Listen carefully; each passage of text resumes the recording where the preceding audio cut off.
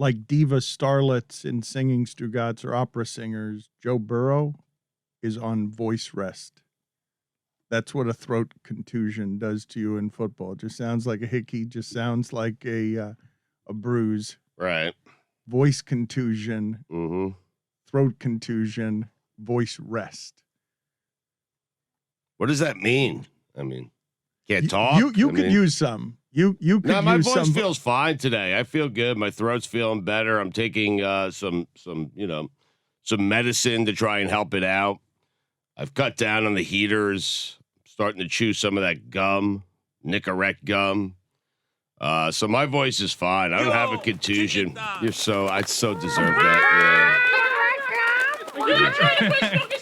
I just have to make sure. Are you doing the thing where you lie the entire show?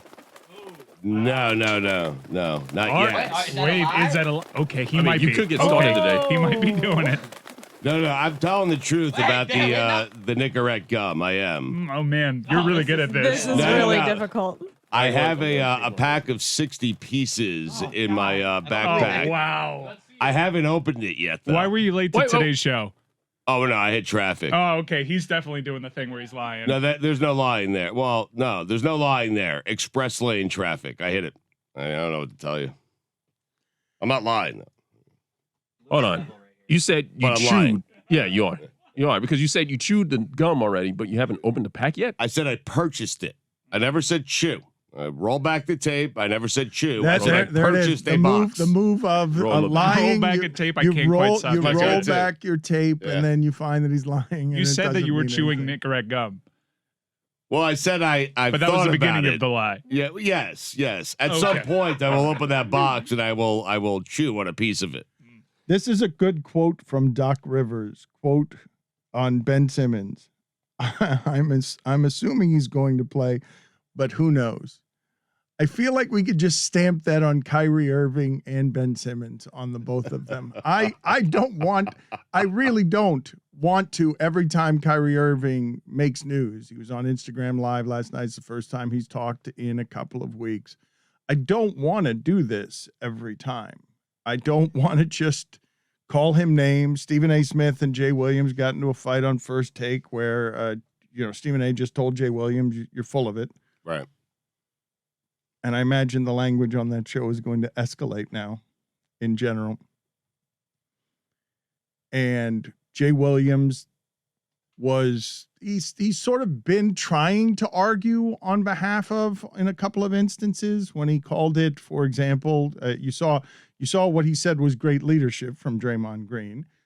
Jay Williams seems to have opinions about this, but is a bit camouflaged on whatever it is that the opinions are, or is trying to be, while talking a lot of different sides. We do know that Jay Williams himself is vaccinated because he put out that video when he tested positive for coronavirus. That's when we started hearing about breakthrough cases. He was one of the first that came to the public eye. I don't want to call Kyrie Irving names, Stugotz, but he does on a lot of stuff seem lost, and he seems a bad freedom fighter who is wandering around. None of us want our country, our government, our job to dictate the rules on what it is that we put in our bodies. None of us want that. Right. But we're under extenuating circumstances that are about community health. And I understand that every once in a while, a whole bunch of misguided people are waving around the idea of freedom. But this is disproportionately affecting his community. And now he's not saying that it's about anti-vaxxing. Now it's just voice for the voiceless. So it's just people who don't want,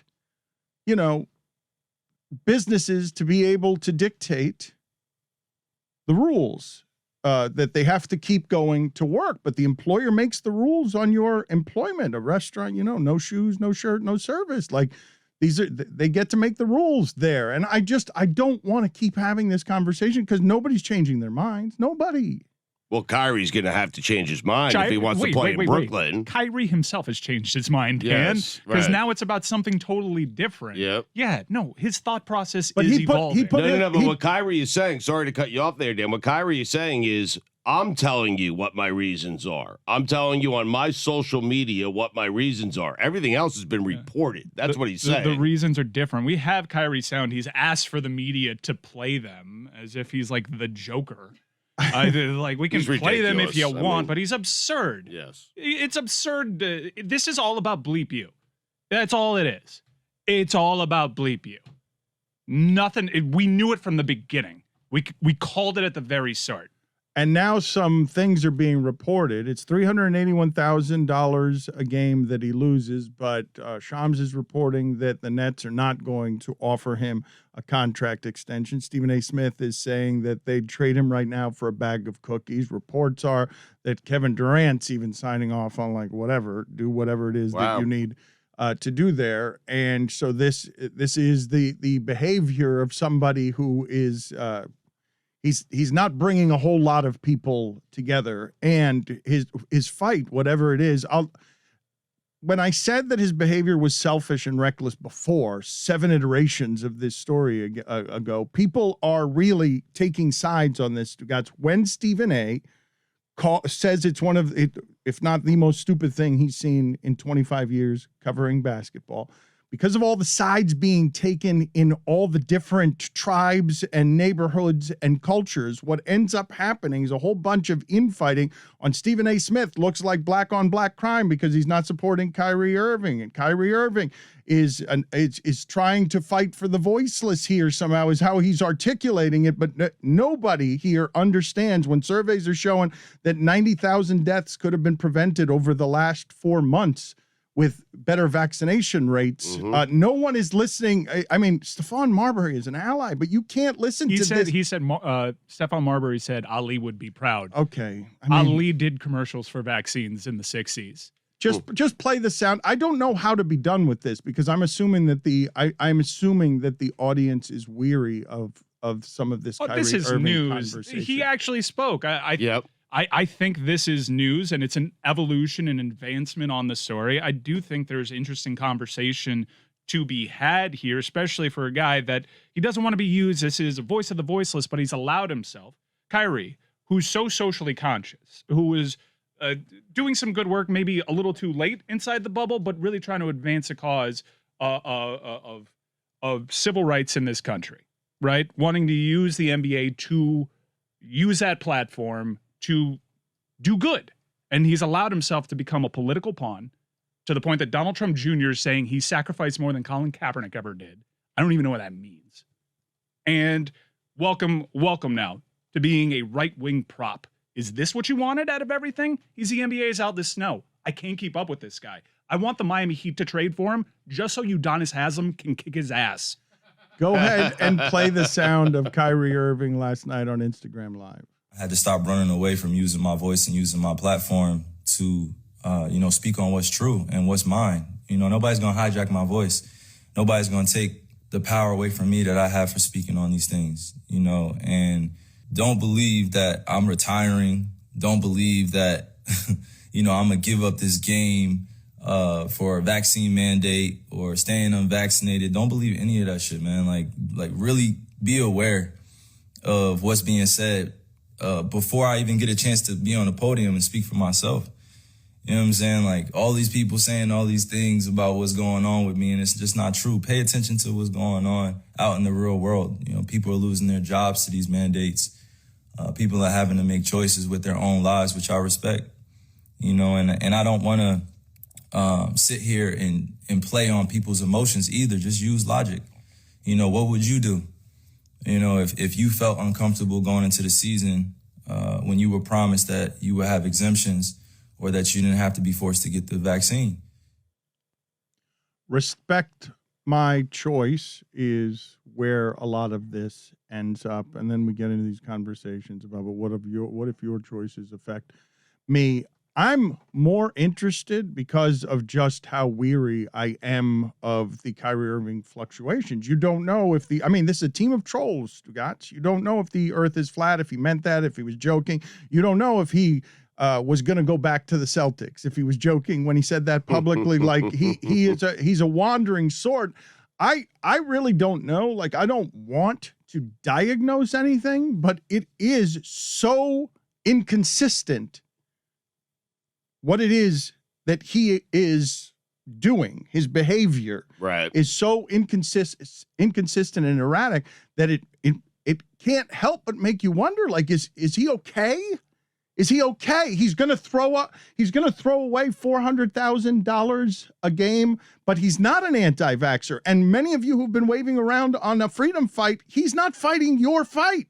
He just got done telling you that, no, I'm fighting for the people who don't want to have to go to work under these circumstances where a state is telling you and cities are telling you there are ordinances, there are rules being made that you can only work in certain places if you're vaccinated. How many of those people that he claims he's speaking for, and I'm not saying that he's not, and I'm not saying people aren't faced with very difficult decisions right now, but how many people would sprint to get that vaccine if it meant $35 million a year? I know, but a lot of people, Dan. But this is what he's saying. You will not silence his voice with money. This is what he's saying. The part that am I allowed to be more interested than the sports part of this? Because of course, because of how wearying his particular thing has gotten, because they've got a really interesting issue on their hands. Like, there wasn't a lot of precedent for everything that Kyrie Irving and Kevin Durant just did after the last decade of basketball that you watched, where, okay, this is what the super team looks like now. This is weird. Kevin Durant's not even taking any meetings. He doesn't want to be with the Knicks. Kevin Durant seems deeply unhappy, and boom, they trade for James Harden as well. James Harden makes a mess in Houston and gets over there. And now they've got such a distorted mutation over there that they really don't need him. And I'm guessing, given that LaMarcus Aldridge and Blake Griffin and everyone else ended up over there, I'm guessing there might be a superstar like Dame Lillard or somebody who's like dying to get over there. Ben Simmons. Somebody is dying to get over there and like, okay, Kyrie, if you don't want that cushy gig where you run the team and get paid that way, and you don't have to actually carry the team because you've got two other guys that can do it whenever it is that you're not around. Mm-hmm. Like, we've never seen this construct of a basketball team. The team of trolls has a chance, the blueprint has a chance of being disbanded after only a second round exit. Right, but the backup plan is still really, really good and maybe, gives them a better chance of winning a championship. But what was Kyrie thinking 2 years ago in his good friendship with Kevin Durant that would now put him in a place where reportedly Kevin Durant is giving the okay on, okay, enough of this. This is erratic enough that no, thank you. Like, I can't have an allegiance with this anymore. No one could have foreseen these circumstances in particular, right? No one could have seen a pandemic that forced a vaccine mandate in just a couple of states. It's just fast forwarded. Yeah, but he was just bound to do Kyrie shit. What just happened is the pandemic. You know how the pandemic changed a whole bunch of things, corrected market inefficiencies. We all looked up and they're like, wait a minute, I don't have to work from an office. Wait, why have I been doing it that way? The pandemic also sped up the lifespan of these arrangements, where in Golden State for Durant, it lasted a few seasons before he wanted to choke Draymond Green. Here, because we've been cooped up inside and Kyrie gets to be extra crazy, they've stuffed 4 years of at each other's throat into like 18 months of Kevin Durant looking up and he's like, man, I'm in a book now with Kyrie Irving. My legacy was going okay about 10 years ago, 8 years ago. Now I'm just fouling everything up, and everyone knows I'm a great basketball player, but they also know I'm kind of a weirdo. And I'm like third place on my team on public weirdos. It's one thing to see a guy at the All-Star game to, take the occasional vacation, maybe a 3-day weekend. Then you start living with him. And then you realize, man, this guy is a pain in my ass. But Stugotz, here's what's funny. He teams up with Kyrie Irving so unnecessarily that he totally cleans up his legacy when Kyrie Irving was out. Stugotz started liking him again. Yes. He gave him a couple rings back. Best game he's ever. I gave him 1 ring back. Easy. They teamed up. Like, at this point, Kevin Durant playing with Kyrie Irving might as well have an actual boat anchor on his shoulders, like playing with ankle weights or something, because he did more for himself in 1 second-round playoff round than he did over the last half decade. He lost, and he just needed Kyrie Irving to get the bleep away from him. Let us concentrate on the sports element of this, because are they better without Kyrie Irving? And the cap ramifications, if Kyrie just says, if you trade me, I retire. He says that's not true. You heard that sound just now. Yeah, well, Yep. he says he's not retiring, which actually puts the Nets in a pickle because if he retires, I think he actually gives the Nets some cap relief right now, but he's just on their books. $36 million cap hit. I don't know what the return is on Kyrie Irving, but let's just say Kyrie is about to play ball and you just move him. Let's say he even gets vaccinated. That's a good point you're making, incidentally, when you Yes. say that he came out last night. I don't know his reasons for speaking publicly, but he's speaking publicly right after Sean Marks said, all right, get out of here. We'll do what's best for us. You do what's best for you, but now it's going to start costing you. Go on and get out of here. It might have been a leverage play to go ahead and retire then if they're going to trade him for a quote-unquote bag of cookies. If Kevin Durant's done, if it's done, and the end result is the Nets get Kevin Durant, they'll take whatever it is that happened there. That might be what happened last night, that he just wanted to get out there with, I'm not retiring. Yeah, I think it's interesting. I don't know if they get an immediate cap relief if he decides to retire now, but they will get some cap relief if he just decides to opt out of his contract and end his own career. But now you have a guy that's not playing, that's taking $36 million on your cap right now. The solution, if we weren't in this pandemic state, would be easy. Trade him, absorb other pieces that total close to that contract, and you have other pieces to put around James Harden and Kevin Durant. But now you don't. And you just have Kevin Durant and James Harden, which is really good. We know that any combination of those two of those three That's championship good. is really good. Yes. But it also lost against the Milwaukee Bucks last year. It's not the unstoppable force Well, super Harden team was that was a hurt, blueprint. though, Mike. I understand, but Yep. that shit can happen now with Okay. James Harden and Kevin And Durant. you guys, we'll have plenty of time. They'll again be the most interesting team in the league. But Kyrie Irving, Dan, to your point, you said, like, he clearly said, I'm not retiring from the game of basketball, so he wants to play. And we know we can't play in I don't New know York what he wants. I unless don't know. he gets I vaccinated. don't know what he wants, and what he says means less to me than what you say, which is saying something, because we just started a second ago not knowing if today was the day you were doing every sentence out of my mouth is a lie day as one of your grid of death punishments. It Like, I is, don't. yeah. Who put it on the poll, Guillermo? The- Whose words mean less, Stugotz's or Kyrie Irving? Oh, I hope I win this one. Whose words mean less right now? As I'm not interested as much, Stugotz, in the predicting of whether they're good enough or not. I'm more fascinated on the idea of step back from this for a second. The Golden State Warriors were going to win championships based on Kyrie Irving's friendship with Kevin Durant, who Stugotz has proclaimed a great player again after the time he spent not playing with Kyrie Irving. Mm-hmm.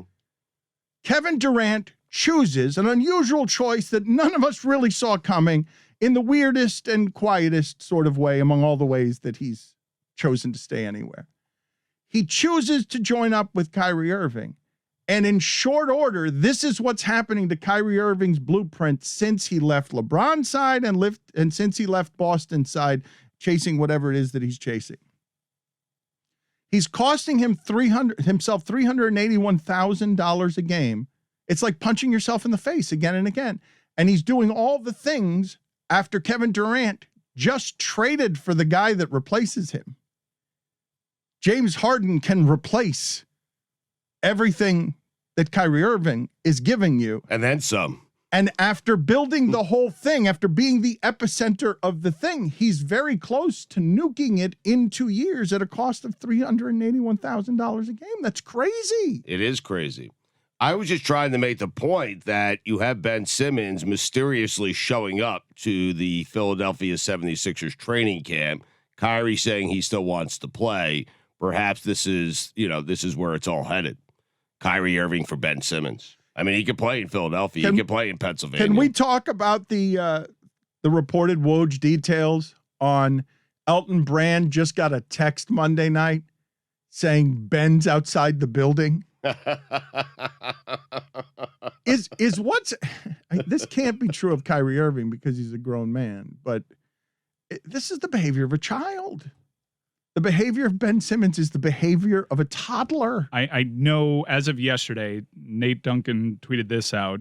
As speculated on my podcast, it appears based on reporting done by Ramona Shelburne that the delay in Ben Simmons passing health and safety protocols is due to him not being vaccinated.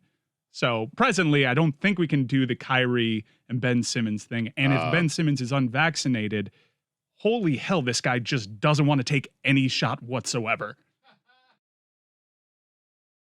I think most people listening to this are going to object and judge the hell out of Jessica and Roy for the number of teams that they have. How dare they?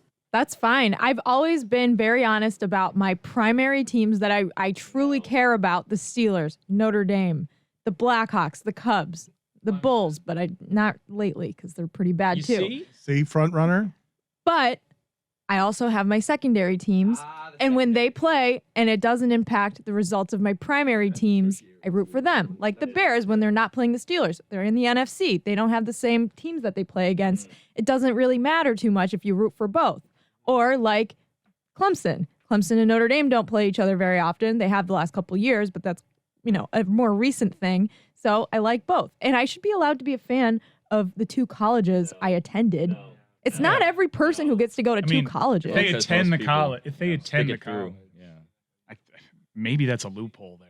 I think it's Well, a you're a loophole. fan of a college you didn't even attend. So I think that I'm not I sure. have more of Can a we stake of stop Clemson this? than you do with Miami, Mr. No. Golden Kane. No. Oh, boy. You do?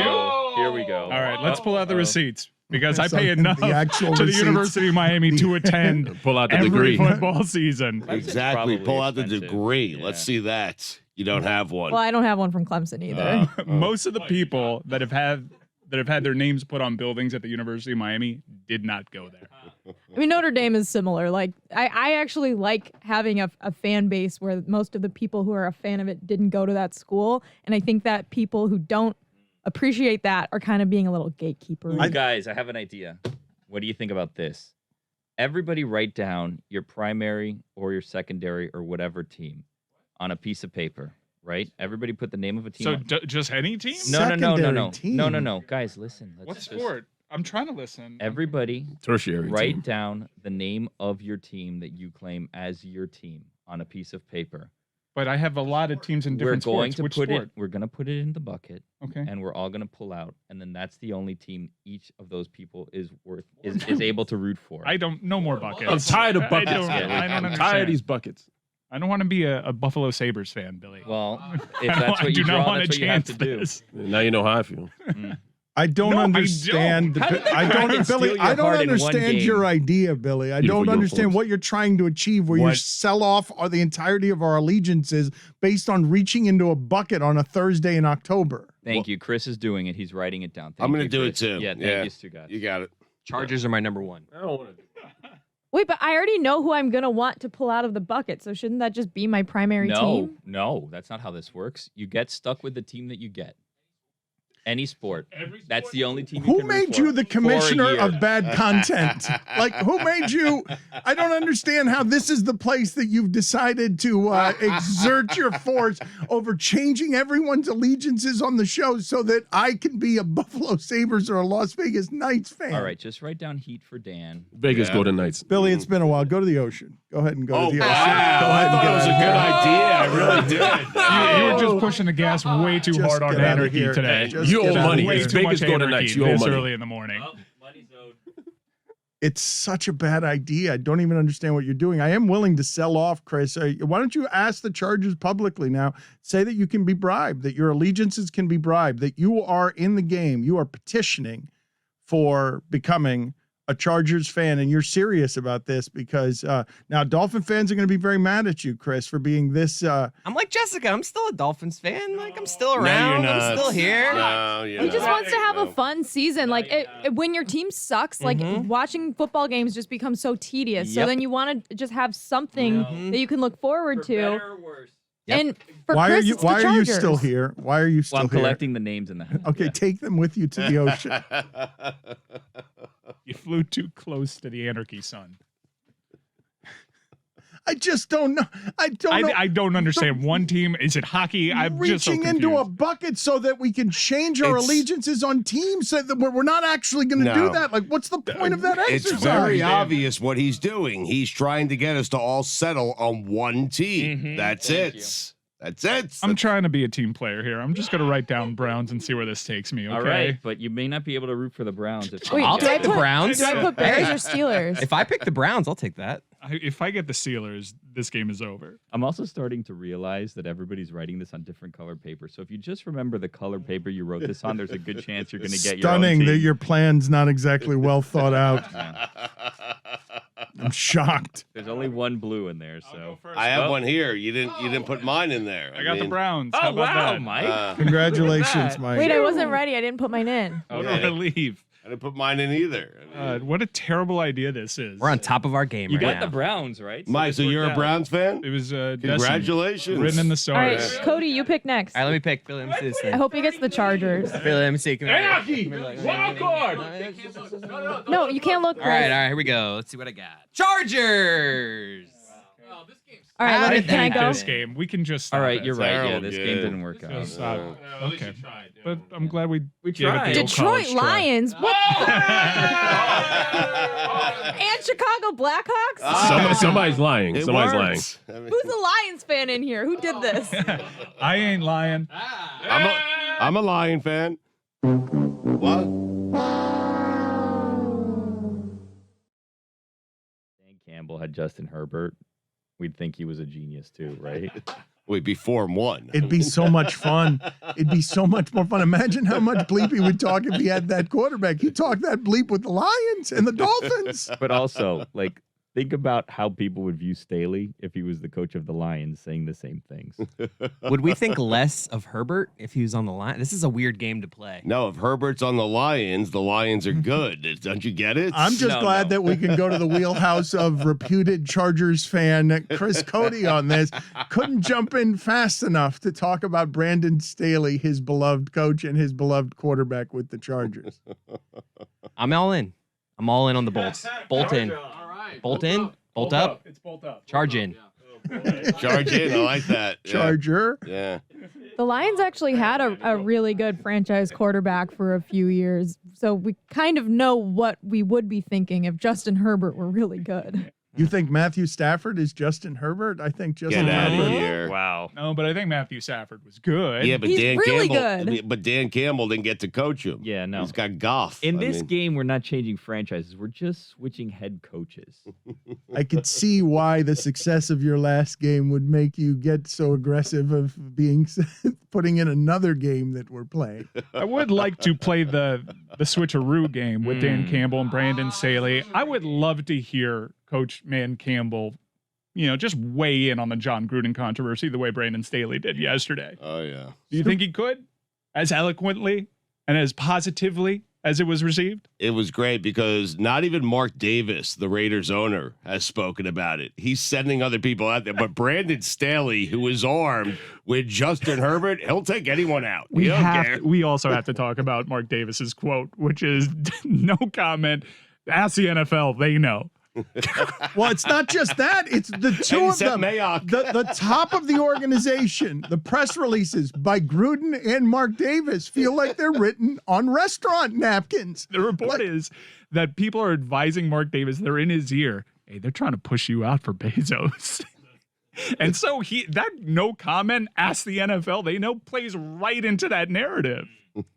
It is nuts what is happening around the Raiders. But let's go back to Brandon Staley here and the sound, because he was getting applause for basically, and I thought this is simply, it's a nice message, but it's the simplest message. Like, let's just treat people decently like human beings and be together. Now, Chiefs fans might boo that, but this is Brandon Staley giving voice, getting a lot of applause for just basically telling you to treat human beings decently. I think that respect and trust in this world are really, really difficult to achieve. And I think about all the people that were affected by those emails.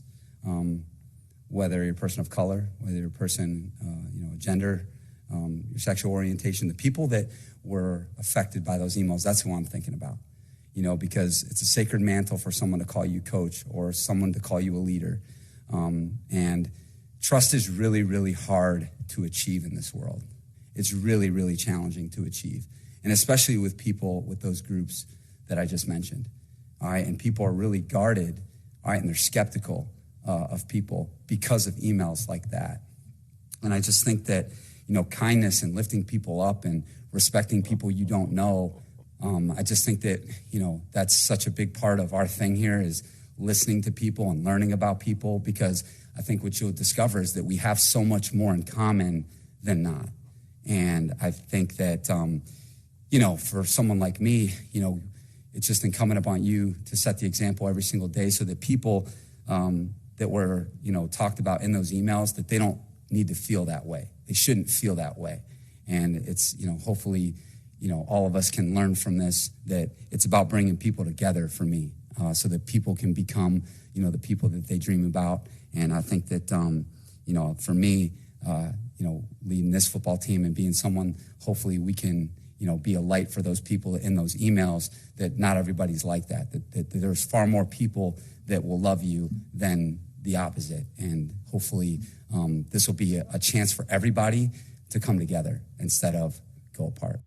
That's my coach. Oh, yeah. This guy is good. It's good, but I think Billy's right that if it had been Man Campbell through tears after the game at 0-5, it could have been all the same words, and we would have been like, we disagree with you. Well, we're trying to figure out back here which way it would go. Would it be Dan Campbell that's really distraught over what's going on, or would it be the angry Dan Campbell? This is bullshit. I hate. I hate hate. I hate. That is it. And it's just as good as what Staley did. There it is. This is And then he'd run through a wall or something. Yes, crack a beer can on There'd his be a wall forehead. that says bigotry, and he'd just run through it. That's why I don't send emails. I just yell. Where are those racist kneecaps? I love that in the interview with Detroit. I'll never have a scandal involving email. Why? Because I just yell everything I have to email everybody. My voice is all caps. That's what it says on the back of the Lions helmets. All caps.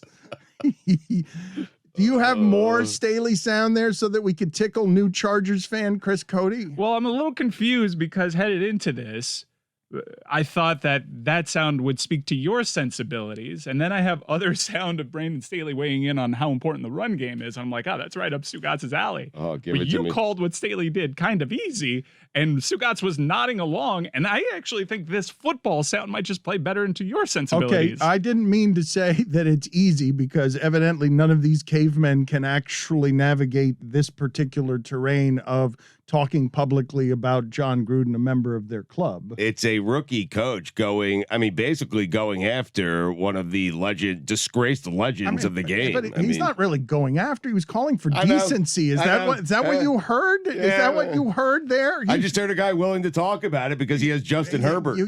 But you heard what you heard in that sound was him going after Jon Gruden. Yeah, there's a responsibility you have as a head coach. Yup, this is an important platform. Yes. I didn't mean to say that it was easy. It's just the most basic of thoughts to extend someone. Just, hey, be nice to people, decent. And he's getting a lot of applause just because he's one voice trying to navigate this terrain while Mark Davis says no comment, ask the NFL. I felt this way a little bit after Carl Nassib came out this summer. Like, a lot of people were giving comments, and we were, I mean, not us specifically, but people were praising NFL coaches and GMs and other players for literally saying the bare minimum. Like, Jon our Gruden standard. got praised. Oh, Jon Gruden got praised for his handling. Think about that. His statement said was like, what makes a man different is what makes him great, or whatever. I don't do a Jon Gruden impression as well as anyone else here, but What makes a man different? Why did I become Jack Nicholson? What makes a man different?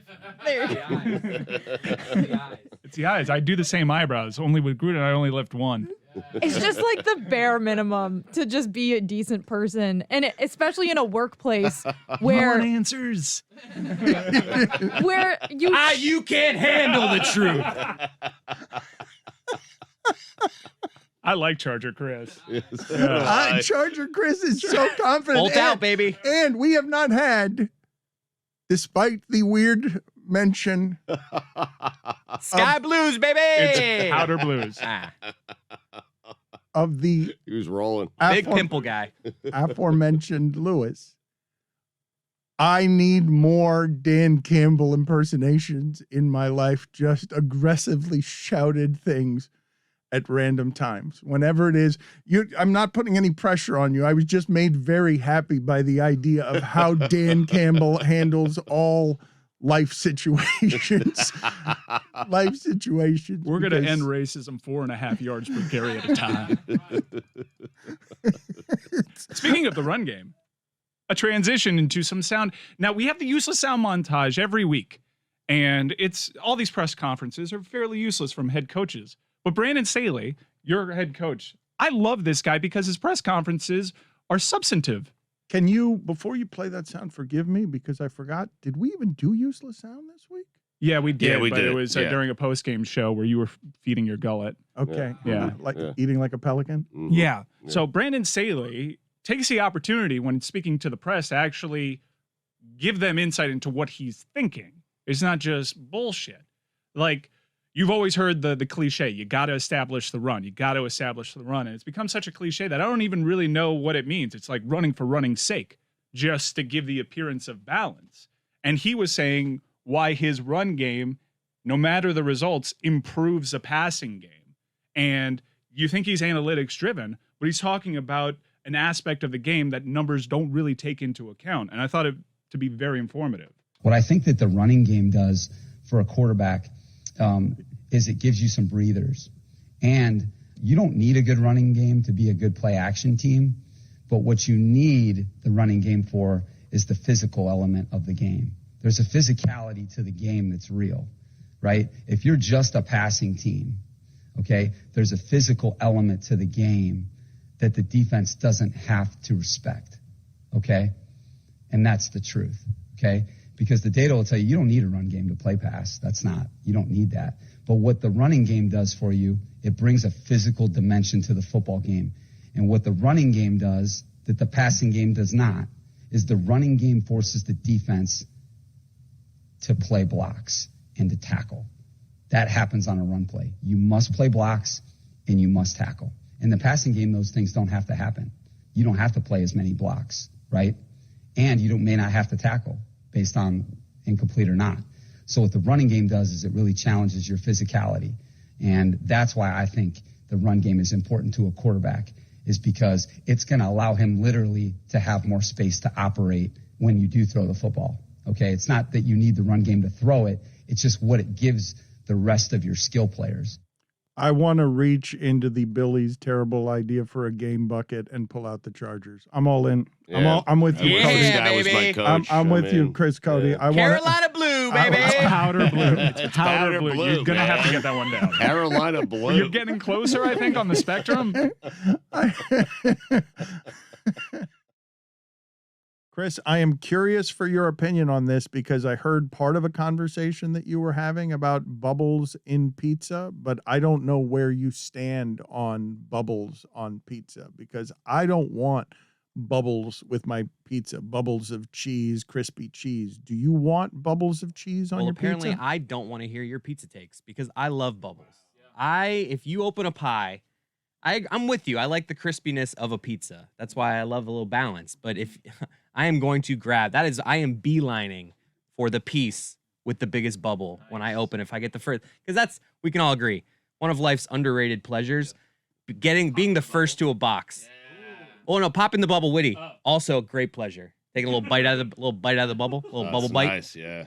But there's nothing better than getting to a box of pizza first, opening it up, and just having your pick of the litter.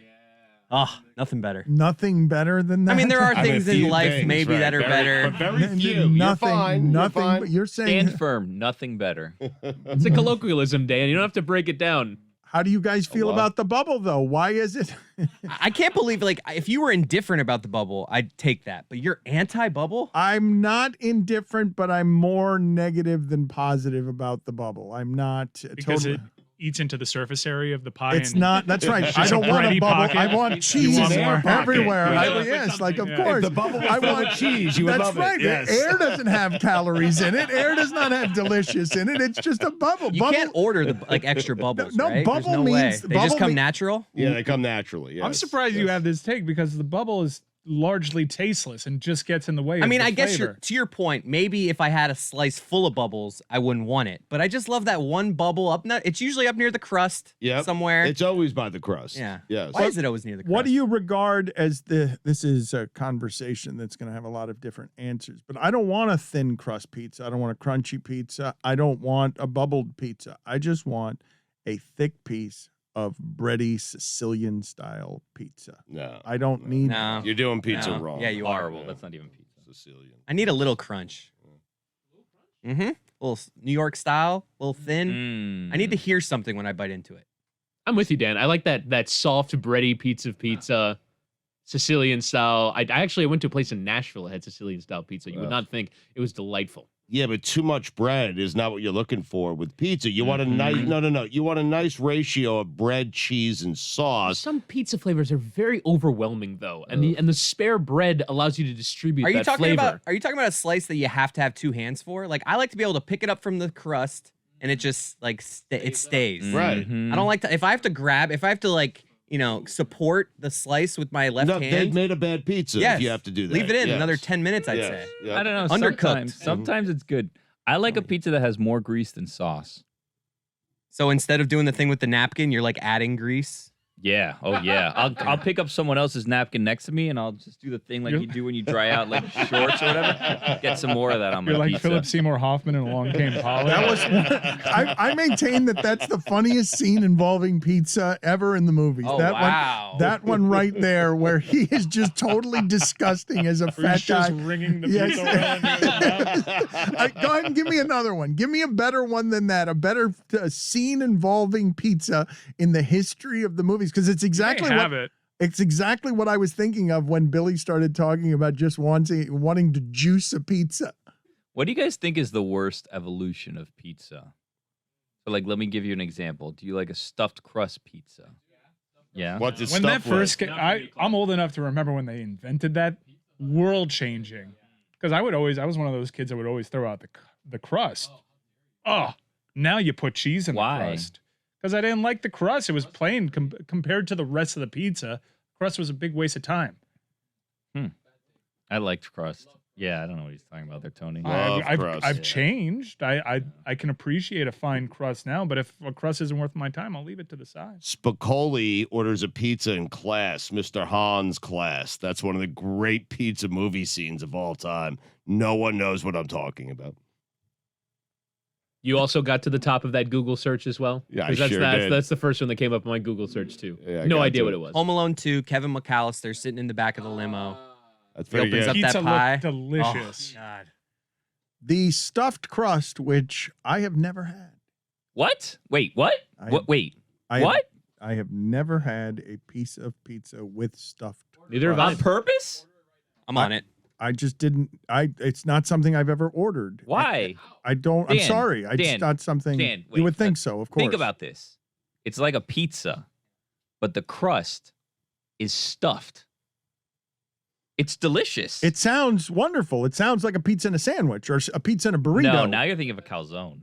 Dan. But it sounds like the crust is sort of like almost like a taquito or something. It's just a piece of bread with cheese in it. Do you get to choose what you stuff it with at certain places? What? Wait. You haven't what? had it either? What's No. happening here? Like it's just cheese. You can't stuff Of it course with it's cheese and just cheese. pepperonis, or Did you guys just sit the 90s Were you in out? a coma? Yeah, what's going on here? Not to make fun Well, of people I in think comas. Stugotz, but- though, was pretending that he had had it and now realized it's okay to not have had it.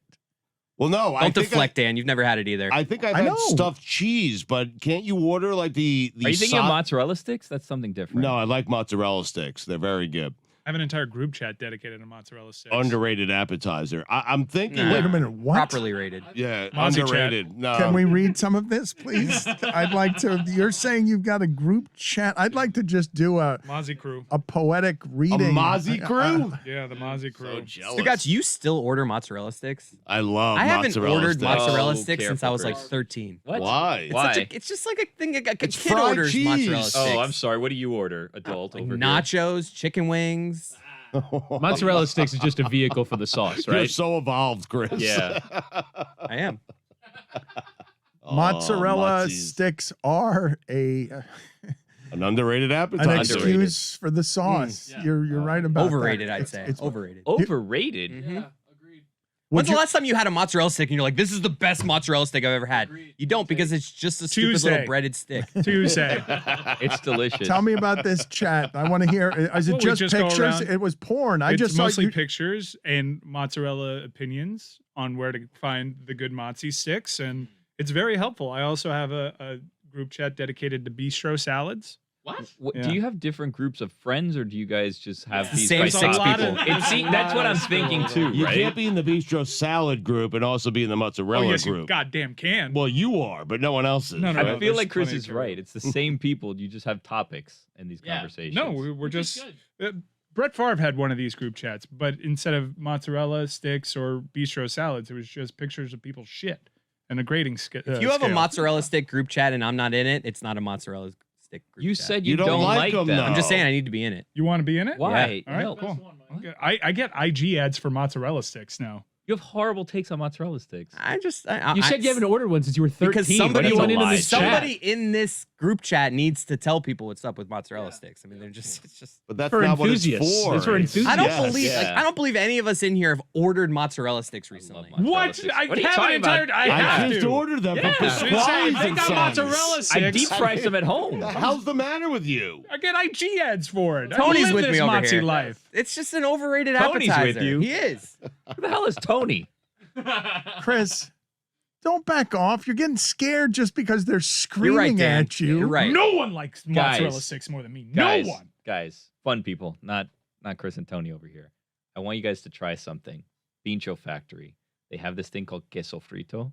Love it. Oh my God, It's have you so had good. it? Yes, of course. It's queso dip because it's like- I'm back on No, queso Oh, dip. no, No. can you shut up? Yeah, you zip it up. Zip your lid. Yep. Do you get the guava sauce, the sweet? I'm trying to remember. What do I I love those. I don't know what I those eat it with. bites. Sometimes I just bite it. It's like you're So eating good. rubber cheese. It's so It's so good. delicious. It's a Oh, tequeño cheese. What is it? A tequeño is basically a mozzarella stick. That's rubber cheese.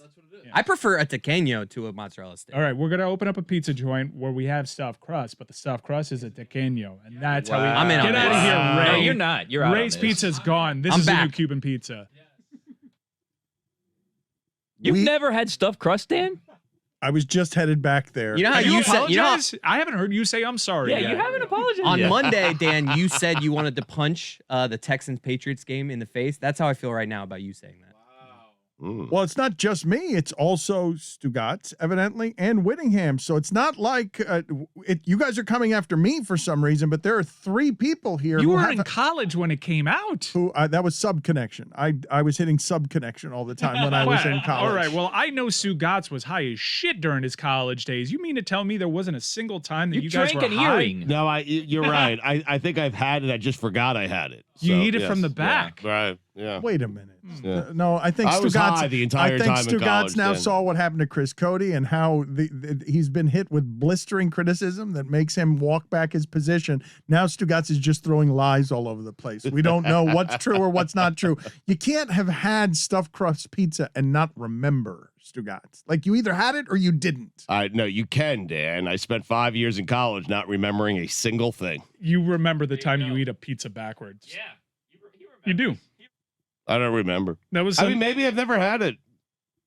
you clearly I had it. remember it now. I You did. see? Yes, He's I had remember it. it. He now. remembers. Yep. You know what I It really was miss? 92. There you go. Yeah, I don't think it was around in 92.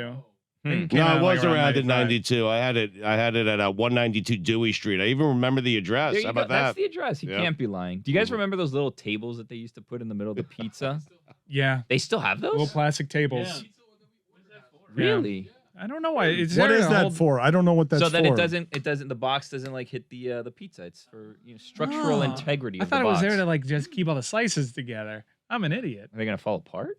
I Not don't the know. gravitron. I had no idea why it was there either. Yeah.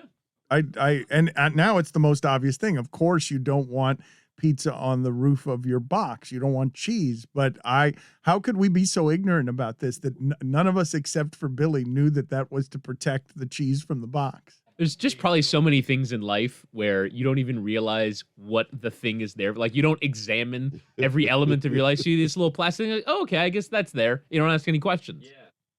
No, you ask questions though, Chris. I feel like you do. I should have known that. I'm actually disappointed, disappointed, now. yes. Retroactively that I never asked a I question feel about like that. an idiot. I feel like So do dumber I. than I was before this conversation started. Am I a genius? Well, you are shaming everyone in the room. This is as aggressive and as confident as I've ever seen you, that you have the correct pizza opinions, all of them. Have you guys seen this crazy calzone that Little Caesars has? Everybody just Google crazy calzone. I don't know that I'm ready to go down that route with my Oh, pizza that's a yet. four-way? Look Where at you it. can Look at you it. and a group of your friends can all eat one end and meet in the middle? It's like an X. Look at it. Yeah, I've seen that. I've got no interest in that. I was in college. I did the hot and ready thing like everybody else. Oh, We all hot had and our hot ready. and ready phase. $5 an entire pie. That's great. Crazy bread. Why is it crazy? I don't know. It just seems like bread, but you go with it. It's crazy. While we're here, though, anyone try the Chipotle brisket? I saw a commercial for that. Dude. I Okay. had it on a. It's good, right? Yeah, it's really, really good. Yeah, we're back, baby. I'm telling you. Everything from Chipotle is a little bit spicy for my wife, but I happen to love it because I love spice. But I had it on a. Ketchup spicy to you guys? Totally deserve that. I love the brisket. I had it on a burrito. It was fantastic. It's really good. Yes. Been looking forward to someone digging in on this subject because I don't think this is an easy documentary to make, but Pharma Bro is something that I was hoping someone would pursue, and Brent Hodge pursued it. So the backstory on this is the guy who famously bought that Wu-Tang album, got famous, at least in part there, I think more than with gouging people for healthcare medicine that he bought. He became the most hated person in America and sort of leaned into it, weirdly. So Brent is going to be on with us here, and thank you for joining us, Brent. So take us through the story as it started. How did you get into this? How did you choose this as subject matter? Because a documentarian is usually very careful about how he chooses. Yeah, I mean, I watched The Jinx. I don't know if you guys saw that movie about Robert Durst, one that Blumhouse put out. You got him convicted of murder, correct? By his, spoiler alert, but that I just spoiled your documentary, but you solved the crime. Sorry, The Jinx wasn't my film. It was a Blumhouse film that they put out, but I was so inspired by that film that I was like, I got to find my own Robert Durst, like who my age is kind of being this guy right now. And it was Shkreli. Like as soon as he bought that Wu-Tang album, everything changed. And I found myself Googling him, and within like a couple of searches, you're already on his live stream and he's recording every part of his life. And I just found it so interesting that there were so many articles and headlines coming out about this guy, but nobody was talking to him, and he was so readily available. So that's how the film started. I just started recording these live streams, and I would call in. He would say, here's my phone number. Here's where I live. Like, ask me anything. And I would just call in, and I got a lot of my documentary by recording 500 plus hours of him just sitting there. And then it developed, and I started meeting his friends and pharmaceutical execs and his lawyer and Wu-Tang. And I started to sort of build a film around that. What's the story? The story of Pharma Bro is about the most hated man in America and us figuring out why and how he even got that title. It's kind of an experiment and a delve into the pharmaceutical industry in a sort of weird sliver of pop culture through some young exec who ends up going to jail for requesting Hillary Clinton's hair, and also buys the most expensive Wu-Tang album of all time. It's like it sort of a scary but also funny look into pharmaceuticals and like what's going on in America right now. What did he do with pharmaceuticals that people will find the most appalling? So he raised the price of this drug called Daraprim, which it treats toxoplasmosis patients, HIV patients, and he raised it by 5,000%. It's sort of, we dive into this in the film, but it's like a look at the Orphan Drug Act, kind of the loopholes that we have in pharmaceuticals in the US. So that was sort of what got him the first amount of infamy when it came to pharmaceuticals, was his sort of price gouging. And how could he live with himself doing that? Because not only did he live with himself, the reason he was hated beyond that is he was gloating about it. He was saying his greatest regret is that he didn't charge more, that he didn't gouge more, because it's not gouging, it's business, it's legal. There's nothing governing this. That was the hardest part. I think that's what people latched onto the most is this guy was so unapologetic about this. No remorse, no empathy. And that was difficult. You're dealing with HIV patients. You're dealing with a rare disease drug. People, they want some answers. And he's just saying, I would have raised the price higher. I don't know how he lived with himself or if it was all just a show, but I do know he definitely should have had a PR person behind all this.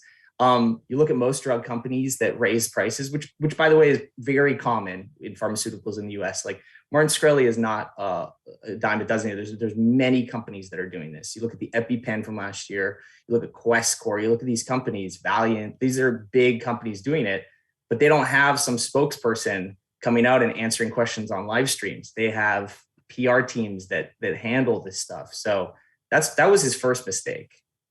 What do you regard as the best of what you got from him by basically just calling into a show where he was just a little addicted to the persona or addicted to being online, wanted some credit for what he was doing, liked the attention? What? I think all of that. I also think ultimately, if you really want to break it down, this is about a guy who wanted to be heard. Whether we like it or not, or whether we even wanted to listen or not, that's what he was doing. It was a platform where he could actually speak. It wasn't a headline in a newspaper. It wasn't some quote on CNBC or any of these shows from him. It was a true moment where he could sit there and take calls in. He would do it with attitude. He would do it with no remorse still, but that's what I got out of it. Is like, wow, there's a guy here who really just is trying to be heard and we should maybe just look into this a little more and figure out if he is an asshole like the rest of the world says he is. Do you think he likes being disliked? Oh yeah. Oh my God. I think he absolutely adores being disliked. I think he adores attention. He loves a persona. We really dive into this sort of supervillain-esque persona and understanding the layers of that. You look at films now and how most of our supervillains are not one-dimensional. And that was a lot of my journey to figure out if there's more there. But absolutely, he loves this. He loves the fact that we're talking about the movie that was made about him. Like this is, he's got to love this. The best documentaries always tell a bigger story than one person as a symbol. So I'm imagining that this is an indictment of the entire pharmaceutical industry. Well, I love that you said that because that's how I jump into these is like, if this is an experiment, if this is us diving into the pharmaceutical industry, then Shkreli is one specimen. He's like one example of it. And the hardest part and kind of the learning lesson of this film is that the price of Daraprim is still $750 a pill. Like nothing has changed to this story of Martin Shkreli. Price gouging still exists. And even that pill for that one rare disease drug didn't change at all. Explain to us how it happens though, how he comes into the ownership of something like this, how he buys it or can get it cheap, and how it becomes something that he can then gouge with. Yeah, there's a lot of loopholes in the system on the Orphan Drug Act, which was signed back in the 80s, which is like rare disease drugs and how you essentially can get the patent for a certain amount of time before a generic is made. And you can raise it as much as you want, hoping that the patients that need it really just get it from the insurance companies. So his sort of argument to it was like, oh, no, if patients need it, then they can get it. I'm really trying to gouge at insurance companies here. They can pay $750 a pill. That said, you see our film, we have a patient in there who there was a crack in the system and the insurance company wouldn't cover him. So all of a sudden he had a $30,000 bill for the pills. And so we explored a lot of different patient stories. A lot of people didn't want to be on camera. I think with toxoplasmosis, like you're sick or it's not something you want to really come out and say that you have. And so that's sort of the hard part is like, the Orphan Drug Act and what he was doing is not illegal. It's sadly part of the system and he's allowed to do it. And a lot of people do it.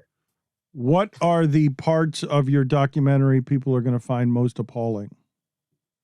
That we didn't get to hear the Wu-Tang album probably is the number one thing.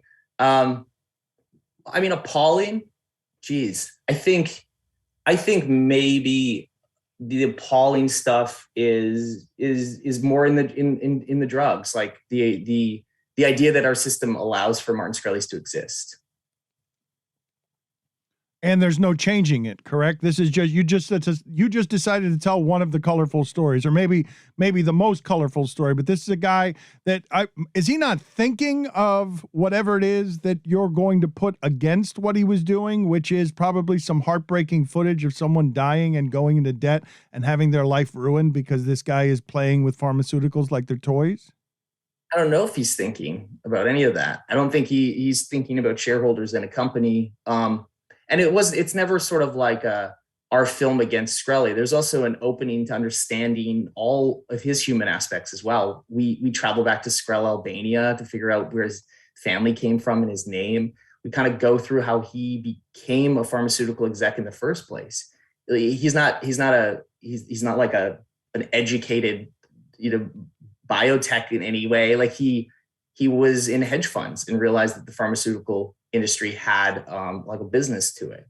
So no, I don't know if he's thinking about, clearly he's not thinking about any patient when he's raising the price of these. I think that he's thinking about it as a business choice, which is what really made people kind of light the fire under a lot of people. Does he have any likable qualities? Any? For sure. I mean, everybody has likable qualities. I think that maybe some of that power that he has could be used for better. The sort of like trolling elements online, like you could use a lot of that energy.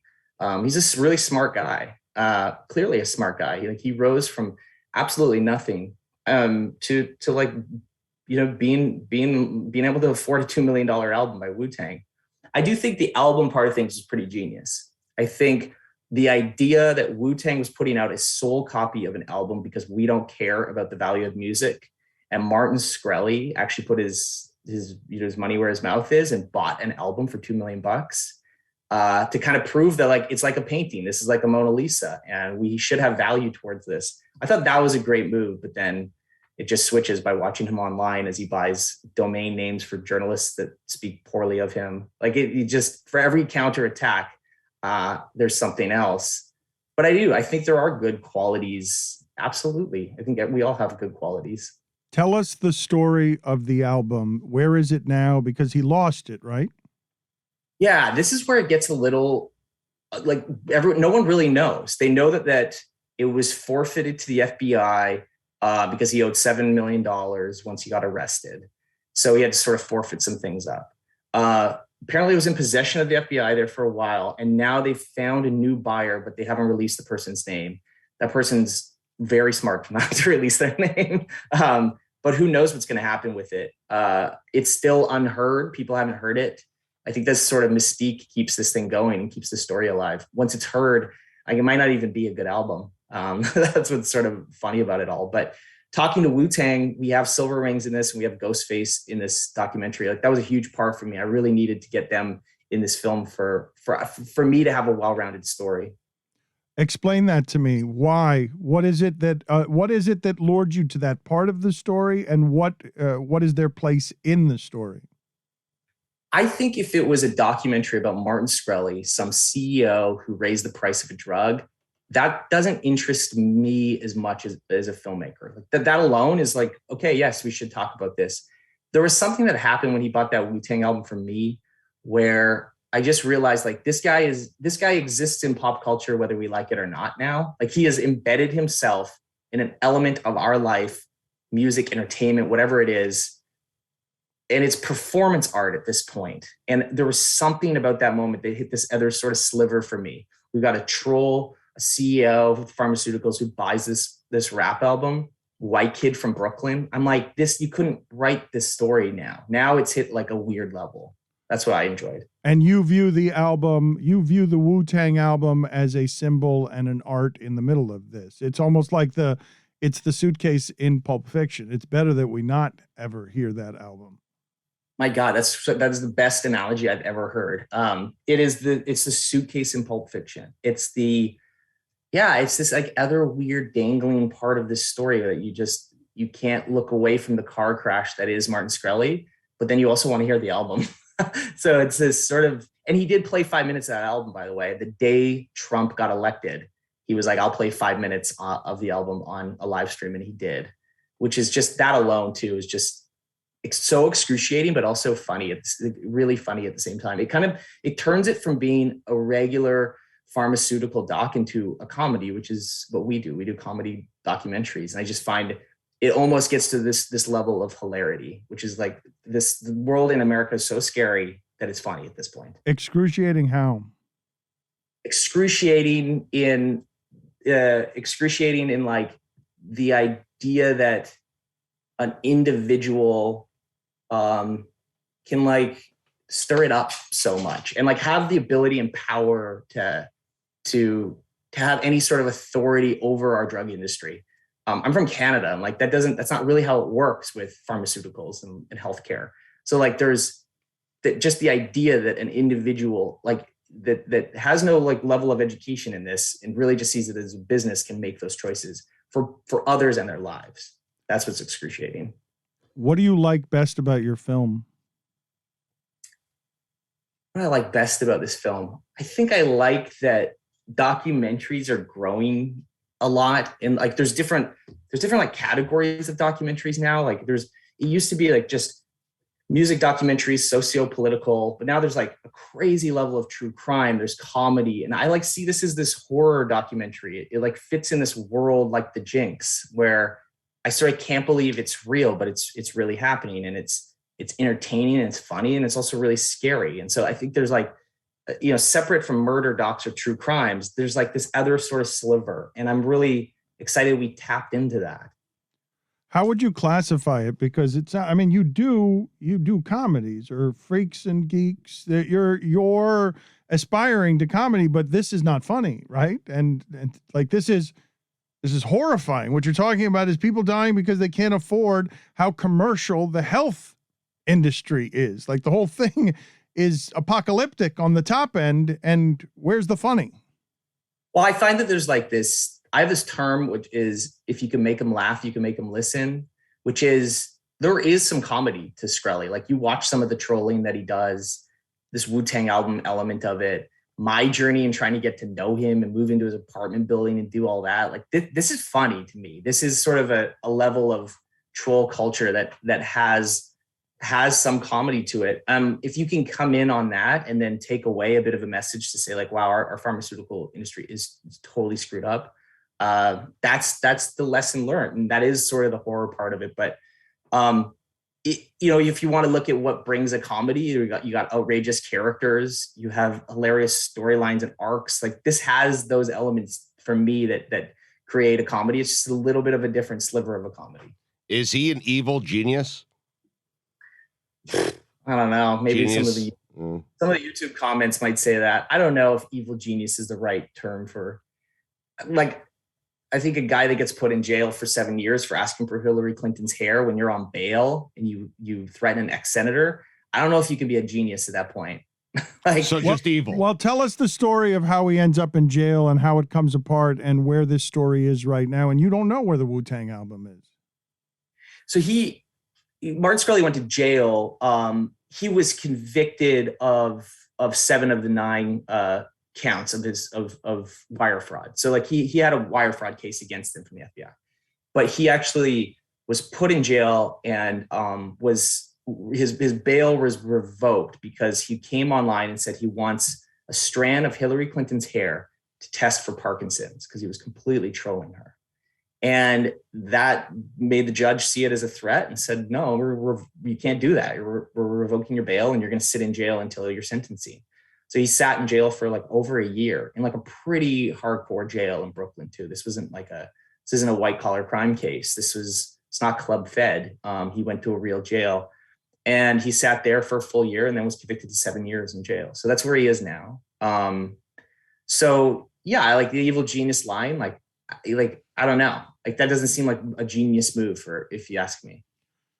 Your access was from afar, kind of, right? Or did you actually get in his life? It's an interesting veneer to have between you and him, because from what I saw of the screener, it's sort of like almost access to him, or it's access to his internet self, which then allows you to make an interesting documentary. That's kind of it. Like, I just found that nobody was writing about this guy in a real way or even talking to him. Like there's no pull quotes from Martin in most of these headlines. You see a headline like AIDS killer. And you're like, okay, cool. There's nothing. There's not a patient that was interviewed in this article. Martin Shkreli wasn't interviewed, although you can literally go online and he live streams his entire life and gives you his phone number and his address. Like you can ask him anything you want, but they didn't go for it. They got some things wrong. Some articles are saying that he raised the price of the EpiPen. They didn't even get the drug right. I just found like no one was talking to wu-tang. No one was talking to people around his life. And I just felt like to get a well-rounded story, we need to go deeper than what I was seeing out there. It's also a new kind of documentary, right? It's one for the modern age where it's what someone is showing you of their internet life, someone who's addicted to attention. And it's a really cool and different way to make a documentary in the content age, right? You're just like, how is all of this out here for free? You mean I could just hit record and I've got a documentary because this guy's actually giving up the goods and I'll just call him and I'll interview him in this way on his Instagram Live. It was really unconventional way to make a film for sure. And I look at some of the films that inspire me, like Roger and Me, Michael Moore's film's a huge part of that, this sort of quest to find Roger. And like you look at Exit Through the Gift Shop, you look at a lot of these types of movies that don't take the very sort of linear approach to how we're supposed to tell this, because the regular biopic on Martin Shkreli is pretty easy to do. You just regurgitate what's in the news. Well, at least you'll get like a form of what you think is a film. But like, does anybody actually look at him and talk to him and try to understand some elements of what he's doing, or at least get an explanation? So that's the journey we wanted to go on. That's fascinating as art, though, because you end up giving us a truer version of himself than we've seen, going unconventional journalism paths that tell you that the construct that we have in front of us is just a veneer. All you got to do is check in with his accounts and you will have a better idea of who this person actually is at the center of what is, a giant problem for America. That it's mortifying what you're actually turning into a comedy. It's a comedy and a horror. Yeah, that's sort of it. Like, it's so funny that it's scary. It's so scary that it's funny, or the other way around. Like but also like his live streams, is this performance art too? Is this just a persona of what we're getting? Like, how do we get even deeper on him? Can anybody understand him? And maybe you don't. And maybe that's sort of the hard point of this, is like, he's the most evil man in America because no one's willing to get to know him, and he's not willing to let anybody get to know him. So it's like an unconventional experimental way to make something extremely entertaining, in my opinion. Like, if anything, watching sort of the downfall of Shkreli is ultimately oddly satisfying and entertaining. I've been looking forward to this one, Stugotz. Pharma Bro is available on digital platforms today. Thank you, sir. Thank you for making the movie. Thank you for doing it creatively. Billy, I think that you're going to be disgusted by Jessica. Ugh. She ate a flavor of ice cream that made me recoil.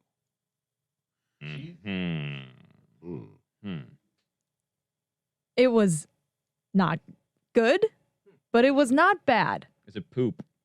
It was poop. No, it was Kraft mac and cheese flavored ice cream. That made you recoil? I thought you'd find that delightful. Ooh. I'm a Velveeta man, so as you know, I always have some Velveeta on me. It kind of tasted like if you took Velveeta cheese, like the brick of Velveeta cheese, added a cup of sugar and cream to it, froze it, and then ate it. Love it. Chris. It sounds delightful. Yeah, I tried. Well, was it? Really? Cheese ice cream flavor? Put it on the poll, please. Let's ask the person who tried it. Put it on the poll, Guillermo, at Le Batard Show. Does cheese flavored ice cream, mac and cheese flavored ice cream, sound delightful to you? So here's the thing. When I first put it in my mouth, and this is going to sound like a Greg Cody saying, baby. All right. When I first put it in my mouth, at first it was cheesy, and I didn't like the frozen cheese taste. And then after a few seconds, it kind of got a little sweet and tasted a little caramely almost. So like the initial taste was bad, but then the secondary taste was good. So then I wanted to have a second piece. So I put a second bite in my mouth, and then I was like, ew, I don't want this. And then after a second, I was like, I kind of do want this. So I had this very like kind of, I wanted to keep eating it, but I didn't want to have to keep tasting it at first again. You were Kyrie Irving of ice cream eaters. You just couldn't, you were erratic about, your choices were changing from second to second. But Jess, they got it backwards. The initial taste needs to be great. Right, exactly. If it's not, I'm not getting to the secondary taste, you know? Is this the aftertaste? Yeah, I don't I've know. never heard of a secondary The taste. aftertaste was fine. The aftertaste wasn't cheesy at all. But like Stugotz is saying, I think you need the first taste to be like really sweet, and then you have a cheesy, like you hit the cheese second Right. instead of hitting the cheese first and being like, it's cheese. Because that's how it was. Like I put it in my mouth and I was like, it's cheese. I don't know. I feel like the aftertaste or the secondary taste, if you will, needs to be better for you to want more. Well, that was the thing, because then I did want more, but then I put another bite in my mouth, and I was like, I don't want this. Am I the only one saying to myself, how did you even get on the path where that sounded to you like a good idea? Like, where did this story start? TikTok, probably. No, it didn't start at TikTok, Billy. I happened to just be walking past an ice cream shop in New York this weekend, and I wanted to go in and get some pints of ice cream because I love ice cream. And I went to the freezer, and I saw that there were 2 pints of this bright blue ice cream with yellow writing on it. And I was like, it really captured my attention. So I picked it up, I looked at it, and it said Kraft mac and cheese. So I bought it because I was like, I'll try anything You once. can't not buy that. Yeah, you can't. Put it on the poll. Yeah. Can you not buy Kraft mac and cheese ice cream? You just got to. I mean, it's just like, let's get wacky tonight. Exactly. Yeah. Now let's get Exactly. wild tonight. I could not buy it, to be honest. No, with you. you'd buy it. You would buy it. You'd buy it. Mike had the right reaction. You recoiled. Not a surprise. I like ice cream. I like mac and cheese. You put those two things together. I do not want them. I do not want frozen mac and cheese. I do not want creamy cheese that is ice cream. Give me all the creamy cheese. But it wasn't bad. Like, that's the thing. I kind of wish it had, like, chunks of pasta in it. But just I for a don't. little I don't texture. imagine if I covered camel shit in cheese, it would be that bad because cheese is delightful. Cheese on anything is going to make it good. Probably be bad. I'm gonna though, go on I the other think. side of that take. Yeah. Just for the record. Do you want me to get some camel shit and put a piece of Gonna cheese add on it it? on And you bite access it? to this, or- Add it Yeah. to the grid. Kid. A camel shit sandwich. I mean, Why don't you just check with your fried mozzarella text string and see what that turns up? man. Mozzie crew. I'm sure you've described certain restaurants as turd mozzarella sticks. Mozzarella stick ice cream would be delicious. And while we're It on the might be, topic, actually. I Yeah. would argue that you've all eaten something way more disgusting than mac and cheese flavored ice cream, or at least tried something more disgusting than mac and cheese flavored ice cream. Because I was getting a lot of judgment for trying this mac and cheese flavored ice cream that I feel like wasn't really earned. Tripe. Tripe's the worst thing I've ever had. And it's the worst thing that's ever been put on the grid of death. It tasted like shit. That's not an exaggeration. People say that about, oh, this tastes like shit. No, it tasted like a piece of shit. And it that I had was hair eating. in it. It had hair in it. I don't wanna Intestinal think about it, hairs, yeah. the texture. Oh, God. I just want to vomit just thinking about it. What if we made tripe ice cream? Trice cream. We're going to go to the bucket of death here in a little bit. And the reason that we hate that thing is because, Mike, I just had sort of another recoil at thinking of you eating that tripe because the texture of it, the color of it, the smell of it, and the fact that it had long, bristly lumberjack beard hairs in it that I wasn't understanding why they were in there. You were explaining to me because I thought like the chef had left hair in there, but no.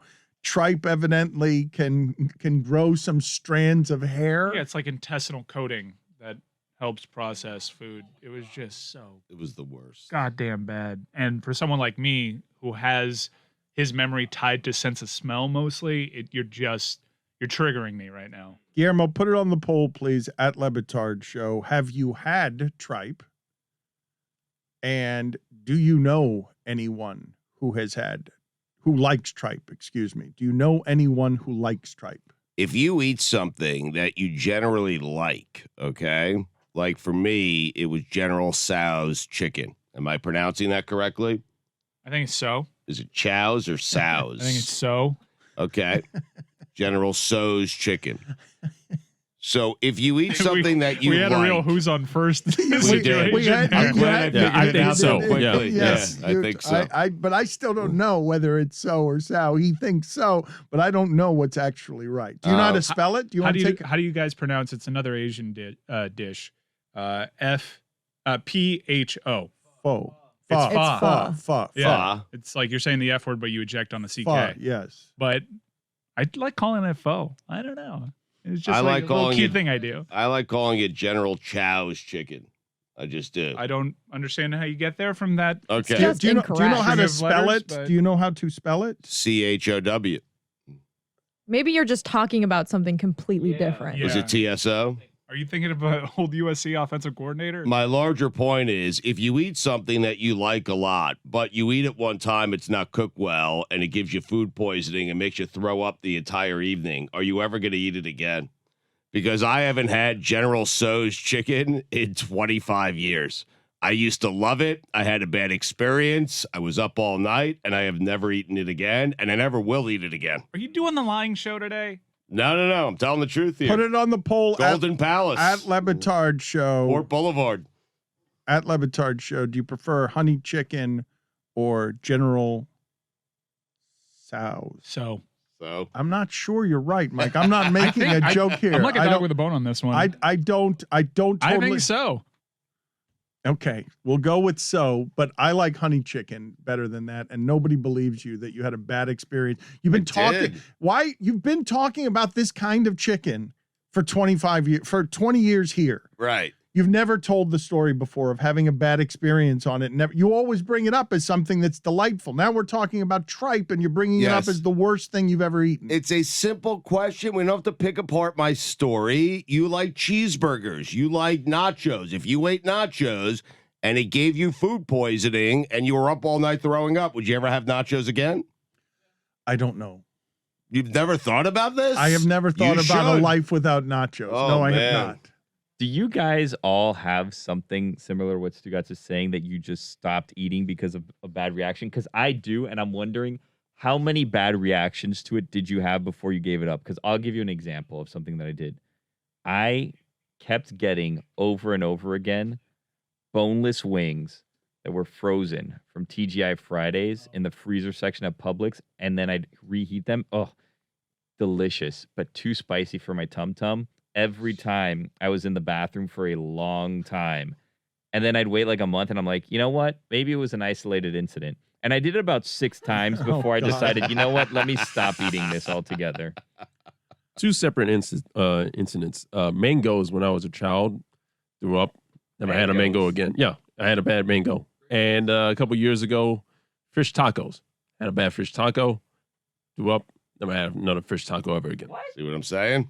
In college, that happened to me with Rumpelmans, the peppermint schnapps. That's 100 proof that I didn't know what 100 proof was. See, that's a different Did situation. you do the Rumpelman shots where you pour the Rumpelmans and then the chocolate syrup, then you go and then you swallow it? I did not do any of You that. have to go, That sounds You gotta like my, switch it around. You go, that's my every Wednesday night. Is that yes? It's I just with a Hershey's, one of those Hershey's bottles. No, but I did not know that I thought peppermint schnapps were the lightest of the liquors. I thought, but I didn't know what 100 proof was, and so yeah, just thinking about that makes my head swim a little bit. I had a similar incident as you two with raw fish a couple years ago that left me. I couldn't go to work for like a week because I was throwing up so much. I had to go to the doctor and get anti-nausea pills. It was horrible.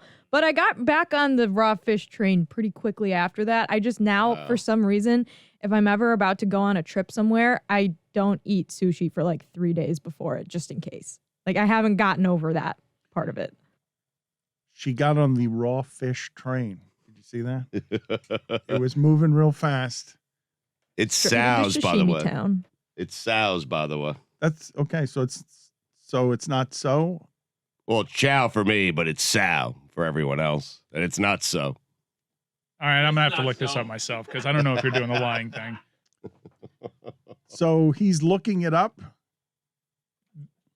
It's TSO. It's not TSAO. There's no A in it. That There's was no me A who in put it. an A in it. I thought there was an A in There's it. no A. It's You're TSO. getting mad at the wrong person, though. But it's TSO. Did you put that spelling in? Yeah. Oh, you're doing the lying show. God damn it. I'm not doing it today. He's lying. Perhaps. You never know.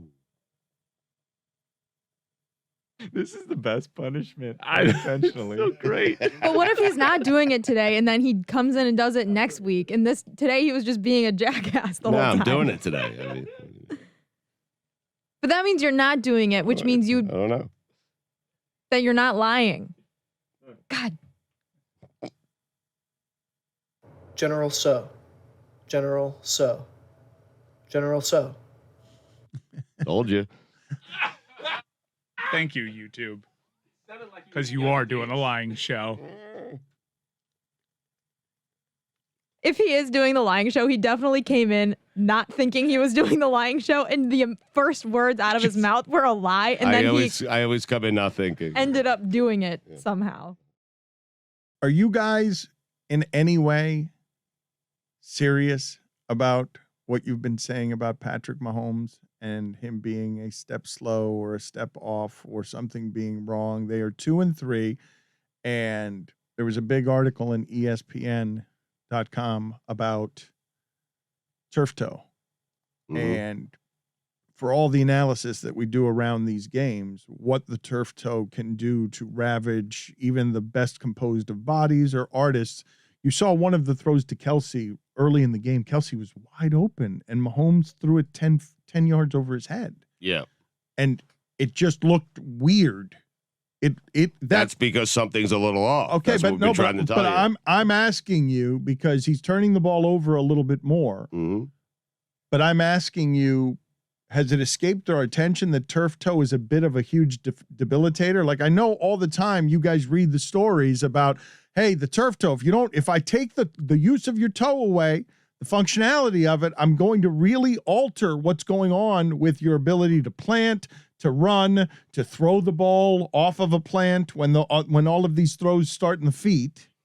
I'm willing to buy in that turf toe has him not playing at the level we're accustomed to, and he has certainly earned that right. Like, the last 3 seasons have been Hall of Fame level, some of the best quarterbacking we've ever seen.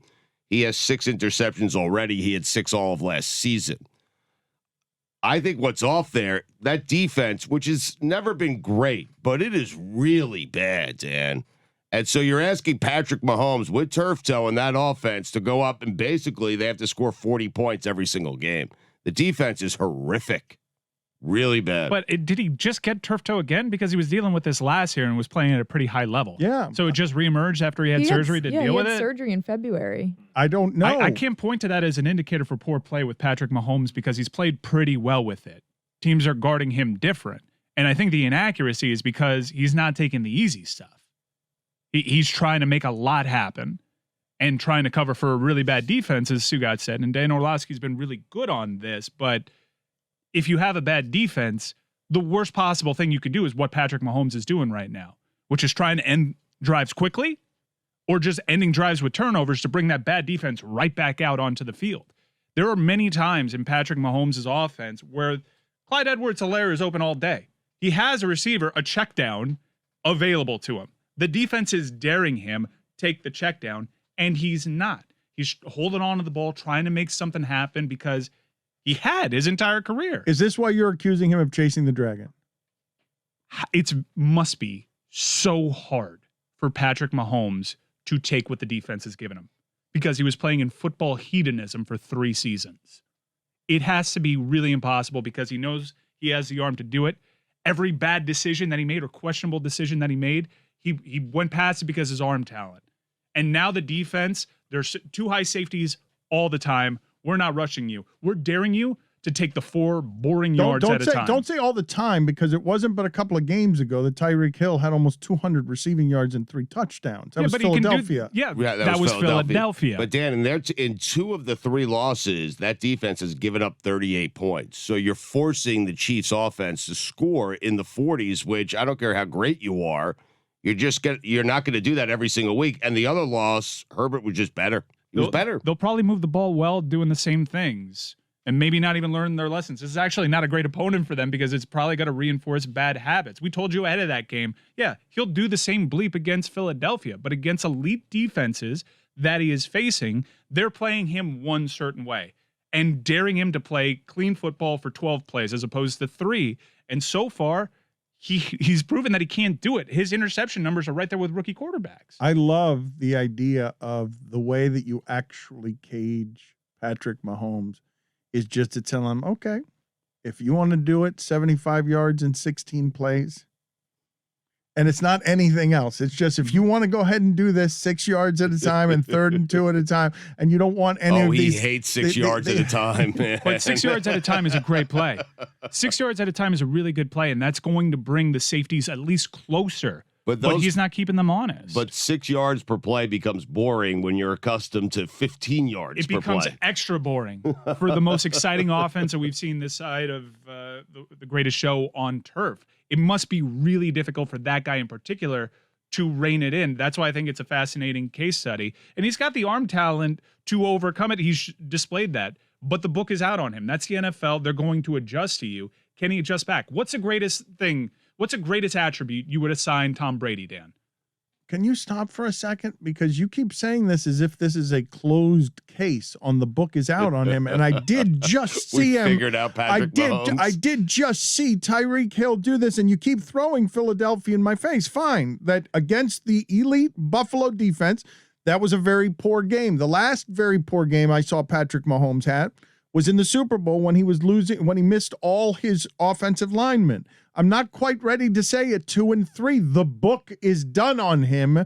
It's 16 play, 75-yard drives. You've figured out Patrick Mahomes. I mean, he's on pace to throw 50 touchdowns, Yeah, Mike. he's going to have great yeah, but what is he on pace for the interceptions? Unprecedented for him. Yes. I'm not saying, there is a book on how to guard him. There have been books on how to guard Peyton Manning. There have been books about how to guard Tom Brady. Audio books. Yeah, I'm not saying that it's not open and shut. He's got to pivot. To my original question, what makes Tom Brady the greatest quarterback of all time when you line him up against his contemporary greats and you would take the arm of Aaron Rodgers? You would take the accuracy of Drew Brees over I don't know him. what I would pick, whether it would be accuracy or decision-making or precision quickly. I don't know which one thing I would choose. It wouldn't be like leadership. It would be something. His looks. His looks, for sure. But it's not his mobility. So what does a guy that we can all admit didn't have a single trait greater than any of his contemporaries, yet he is certifiably the first name that comes to mind in that sport? And I would say it's because he didn't force the issue. He takes what the defense gives him. He plays boring occasionally, and he'll beat a defense into the ground until they give him what he wants, and then you'll kill him. You think patience is the greatest? It's not sexy. Brady is not afraid of a 20-play, 80-yard drive that takes up almost an entire quarter. Patrick Mahomes has not gotten there yet. I just love that. I love the analysis. I really do. I love the analysis of the way to stop Patrick Mahomes is his ego. I love it as analysis. Dan, you know he wants the big play every play. That's what he wants. Chasing the dragon. It's why heroin addicts become heroin addicts, because the first high on heroin is always the it's best. Tyreek Hill. Yes. The first high. Always chasing that high. Chasing an 80-yard pass to Tyreek Hill. It's not always there. I mean, you start shaking. This is just quite an analogy. No, it's a great one. Heroin is like a chest pass or like a no-look pass. Have you ever thrown an 80-yard pass to Tyreek Hill? Do you know how addicting that must be? It must be. Seriously. I don't know. I guess I haven't. You're right, Stugotz. Once I do that, I'll get Stugotz back has to thrown you. so many of them. He can tell you but about I've done heroin. He's doing the lying show. I hope at this point. But the thing is, Dan, you will see Patrick Mahomes the way that you've enjoyed him. Either they'll be a 7 team anymore. Either they'll be like a 9-8 team, and he'll get away with it against bad teams. This is going to take some adjusting here. If we can backtrack for just a second here. Are you still doing? I'm falling a little behind in football. I can't keep up with the names of the arenas. I'm still calling them the San Diego Chargers. And you just saw what happened to me there, correct or no? Nah. I wasn't paying attention. Where were you? You were nodding. Is this the lying show for you? Well, he clearly wasn't paying attention, but he admitted to not paying attention. So was he paying attention? If he backs his way into doing the lying show unintentionally as his punishment, I'm going to be so mad. I was thinking about doing it Monday. be honest with you. So you weren't thinking about doing it Monday. I don't know. But you do know. He's scratching his arm. That's a tell. He's lying. I'm nervous. Yeah, he's lying. So you're not Am nervous. Are you? Or am I scratching my arm because this is next level stuff, or is it the heroin? Chris Cody, I was laughing out loud. Finally, some fruit was born. A couple of months ago, I heard you leaving here saying you were going to do a renegade rebel infiltration of the Panthers energy team. You were very excited. You were giddy. You were soaked in anarchy.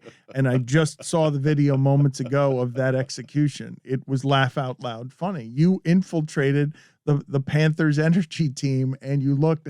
The physical comedy was funny, and you really seemed to enjoy bothering these people or pretending like you were a part of their dream. I think I did well enough that I'm still kind of waiting for a call. Now, I know it kind of ended. I don't want to spoil the video if you haven't seen it yet, but it doesn't end great for me in the video. But I think, like you said, I brought the energy, so I still think I got a chance to make the team. I like the idea. I can't think of anyone in our group funnier trying to execute this particular bit of espionage, because these energy teams, I don't know, Stugotz, what you imagine tryouts to look like. But in this video, it's about what I imagine tryouts to look like. And so when Chris Cody is he's on an ice rink and he's reaching into the core of his soul to jiggle his body so that he could feel the energy throughout his body, it felt a little cultish, a little strange, a little physically funny as well, because it was Chris Cody out there and he was standing on ice and he was trying to infiltrate. You didn't look like anybody around you. I feel like I fit right in. Do you? Is that right? I feel like I could be on an energy team. I think so too. Like, it just fits my personality. Yeah. Mm-hmm. Like, if there was an energy guy in here, come on, like, that's me. You know, let's go, guys. Let's have a good show today. Yeah. Let's go. You are that guy. I got a You're shirt right. I can toss. Yeah. I love it. Let's Right. do this. You love a t-shirt cannon. Yeah. Not to spoil the video, but that was really the reason that I wanted to do all this. I've always just wanted to throw a t-shirt into a crowd. And he thought he was Kelsey Plum, like he threw it into the upper deck. Spoiler alert. Whoa, Jessica, we're telling Trying to people, get the people to watch it. You got to give them a little something. By spoiling it? No, that was That funny. wasn't the point of the video. The ending would be spoiling it. Also, Chris Whittingham over here with his 007 spoiler yesterday. That's a real spoiler. Just deflecting. She really is I am deflecting by deflecting. taking out Decker for you, stating Chris? Whittingham. See, out. we won't spoil that. Does Chris reach the upper deck with a t-shirt? Find out. That's how you're going to tease the video? Go find the video. They should probably beef up their security a little bit too, if we're really giving notes on this. It was really easy for me to get in there. Really? Can you name a single other adjective that starts with a C? Cool, Chris. You went with Crazy Chris, right? Charger Spoiler. Chris. Oh, Dan, spoiler. Charger, Chris. Let's tell people where they can find it.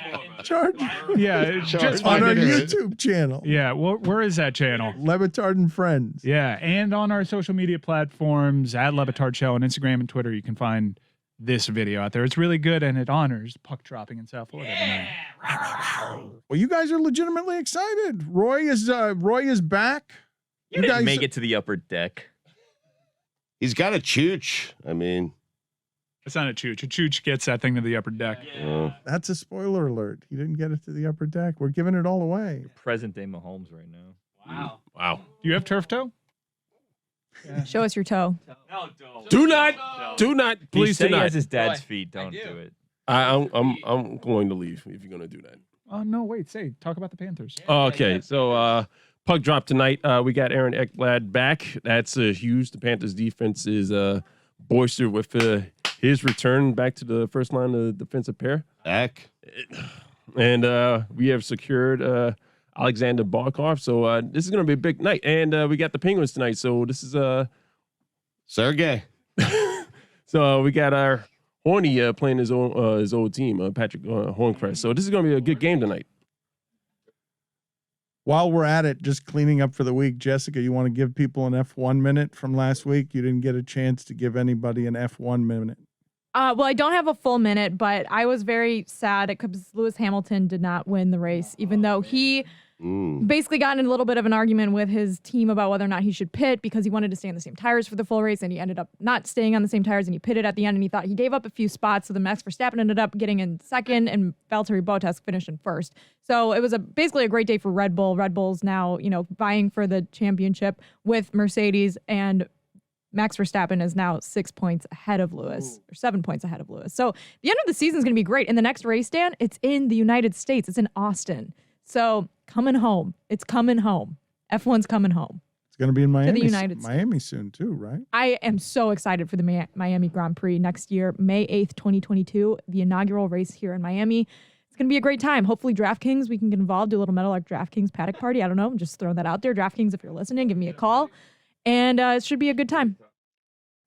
We're 5 weeks in. Everyone hates this thing again. It's carnage all over the place. Whittingham, I think, is 0-5. So delirious. He accidentally threw away a bye helmet. Yeah, he was red hot.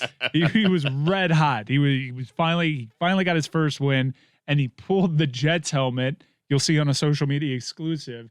And he threw it back in instinctively because it was the Jets, because that's poison. Obviously, no one wants the Jets. However, the Jets just went to London, which means automatic bye, which means Whitty would have gotten an automatic bye.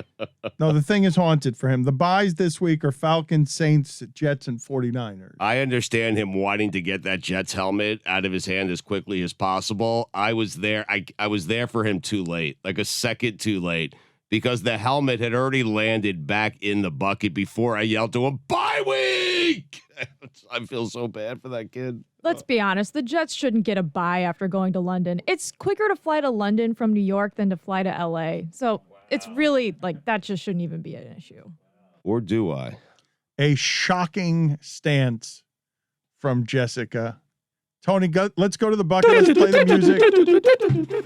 And the Reaper is here. Tony is pulling from the bucket. I can't see you. There's so many people in here. Titans. No, going back. The Titans are They're playing. They're playing. Three and a half. It's a home game, and didn't they shellac the Bills the last time they Doesn't matter. Back in the bucket it goes. Don't fall for it. Yeah. I think I like the Titans this week. Courtesy of DraftKings. The Dolphins. Things are getting The worse. Jags. It's the Jaguars. In London, though. Yep. That's a home game for them. It is. Are you guys worried the Dolphins might give Jacksonville their first win of the season? I'm worried that I don't want Urban Meyer to ever win. Chris Tua might be Cody back. started singing for some reason. Well, it's Thursday. He's in a good mood now that he's That's got a my good football team. Go ahead, Chris. Please pick the Chargers. I hope you pick your Chargers. I'll Please keep them. They're an pick the underdog this week. I'll Chargers. keep them. Love my team. The Saints. Oh. Well, that's good Bye for you. week. It's an Bye automatic bye week. week. Things are going well for me. All you have to do is stop being a Dolphin fan. Your life is really turned around. It's amazing. And your life is turned into a musical and you're so happy. Jealous. And it's an Ethel Merman musical for some reason. For some reason. It's bolt up, not charge on. Roy, Fine. Charging it. Roy, go ahead and reach into the bucket there. All right, let's see what we got here. We got the Denver Broncos. The Broncos are a 3-point favorite at home against the Raiders. You take that, Roy. It's been a good week for the Raiders. so you yeah. have to keep it Raiders in have mind. no head coach. Yeah. Take that, Roy. Seems like things are very stable for the Las Vegas Raiders. You sure? Roy, you need I to don't know, Put man. it back. Put it Roy, back. you need to Roy. take the Broncos because you hate hate. Put it back. You Roy. need to. You hate hate. You need to keep that. No, because, put it back. Yeah, put it back. You know what? I'm Roy. gonna take it. Oh, wow. Attaboy. Okay. I can't believe he was considering Jessica putting was that one trying to back. trick you. Jessica was trying. I don't know what was happening there. I just don't understand Roy's strategy last week, getting the Ravens, who played a close game on Monday night, instead of just taking $60. Yeah. It's $60. That is not going to affect my life Whoa. in any way. Oh, sorry. Wow. Did you become Wow. a Chargers fan? Because the Roy that I know would be all over that. You know how many Cool Range Doritos Can I you have can a get for loan? $60? Billy has picked a helmet with The writing on it. underdogs. The underdog. So you can pick any underdog. Yeah. And the smallest dog is the Vikings at the Panthers. The Panthers are a 1.5-point favorite. I dare you. The Chargers are an underdog. Oh, that's a good one. I'm gonna put it back. Yeah. Smart. Like my noises, though. Show I was thinking. I got the 49ers. That's They a buy. have a bye. That's a buy. That's That- a upgrade. Your strategy worked out for you. Congratulations. Wow. Congratulations, Billy. Nobody is happy Two for of the you. buy helmets gone. They're- Should be they're- 3, but Whittingham's a dope. I mean, Jessica, go ahead and reach into the bucket right now. We hate this thing so I feel much. like I my hate this weekend thing. is so great right Is it? now. Yes, yes. Got the Patriots. Oh, Pats. According to our friends at Cowboys. DraftKings Sportsbook, they've got the Cowboys at home, and they are a 4-point dog at home. put it back. I'm putting it back. I already flew close to the sun having them 2 weeks ago against the Jets. Ooh, I got the Cowboys. Hey, there well you go. done. The Pats are going to How win. do you feel about that? I feel like the Pats are going to win. Man, Cowboys -4. That's a small spread in that game. Just before you start celebrating your great weekends, just know that there's always a swap helmet, as I learned last week. Otherwise, I would have still been undefeated. How much you putting on it, Chris? Houston Texans. Everything. That's going right back in. No matter what. They're Davis Mills had a good game. 10-point dog against the Colts. Davis Mills. Against the Colts. 3 tutties. Colts shouldn't be a 10-point favorite. Give me a Lions. Okay. I got Man Campbell. They Now, do. They're 3.5 Bengals. dog against the Bengals. I at like home. this one. Okay. If I were to pick the underdog helmet, this would be the dog that I take. So I think Look at that. they play hard. Let's go, Man Mike Campbell. Ryan Right. believes in Man Campbell. We saw a limited fake Man Campbell make his debut on the show today. It was very exciting to You hear got to from win him. at least one game, Dan. Do they? This week is the game they have to win. You're picking one of a handful of franchises that proved you wrong historically. Stugotz is now going to reach into the bucket over here. He likes a good I rummage. like a rummage. I'm rummaging. Rummage. A lot of helmets in here today. Let's see. I got a helmet then. Feels small, this particular helmet. Oh, I have the thank you for your service helmet. This is Jesus. the third time I have selected this helmet. Air You've Force is at Boise State. Navy's at Memphis. They're all dogs. Army's at Wisconsin. Coast Guard at Ooh. Catholic University. Catholics versus Coast Guards. Wins That's it. what we got. Army is a 12.5-point favorite. Army is a 12.5-point Point dog at Oh, Wisconsin. a dog, man. Coast Guard lost by 60 last week, so yeah. Yeah, but who's Catholic University? CU. They're in It's a Catholic Washington, yeah. university. You don't want to go against God, even if you're the What a armed terrible, forces adjacent Coast Guard.